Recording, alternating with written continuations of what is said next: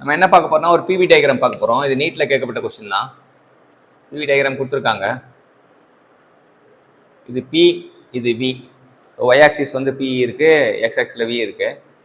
So நமக்கு என்னன்னா curve கொடுத்துருக்காங்க. இப்படி ஒரு கர்வு, இப்படி ஒரு கர்வு.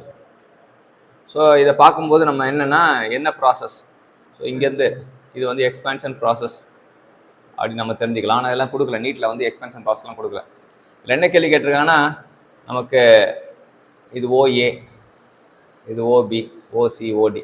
ஓஏ என்ன ப்ராசஸ்ஸு? Constant pressure process. ஏன்னா இப்போ ரெண்டுத்தையும் ஓவும் ஏவும் இட்னா இது வந்து ஓஏ வந்து ப்ரெஷர் ஈக்குவல் டு கான்ஸ்டன்ட், அப்போ கான்ஸ்டன்ட் ப்ரெஷர் ப்ராசஸ். சரியா? அதே போல் ஓடி வந்து என்ன ப்ராசஸ்ஸு? Constant volume process. இங்கே வந்து வி, இது வந்து வால்யூம் வந்து ஈக்குவலாக இருக்கும், V1 ஈக்குவல் டு V2ன்னு இருக்கும். So it is a constant volume process. இப்போ பிக்கும் சிக்கும் வந்து நம்ம கண்டுபிடிக்கணும். பி வந்து யார் ஸ்டீப்பர், யார் நிமிர்ந்துருக்கா? சி தான் நிமிர்ந்துருப்பான், இவன் தான் ஸ்டீப்பர். ஸ்டீப்பர்னா இவன் தான் வந்து நல்ல கீழேருந்து அப்படியே மேலே போகிறான். அப்போ இவன் வந்து ஸ்லோப் கம்மி உனக்கு. அப்போ பி வந்து it is a isothermal process, C வந்து ஐசென்ட்ராபிக் ப்ராசஸ். இதுதான் வந்து கேட்டிருக்காங்க. ஸோ எந்த கர்வு பிவி டயக்ராமில் எந்த கர்வு என்ன ப்ராசஸ் கேட்டிருக்காங்க? ஓடி என்ன ப்ராசஸ்?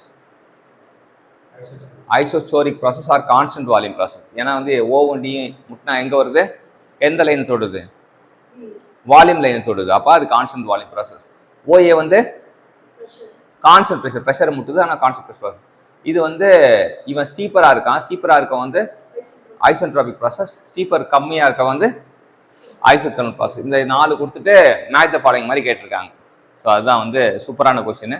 ஸோ எந்தெந்த இது வந்து எது இதுன்னு சொல்லணும். இப்போ ஓஏ வந்து நமக்கு ஐசோ என்னது பாரிக் ப்ராசஸ், அதே ஓடி வந்து isochoric process or constant volume process. இது வந்து கான்ஸ்டன்ட் ப்ரெஷர் ப்ராசஸ்.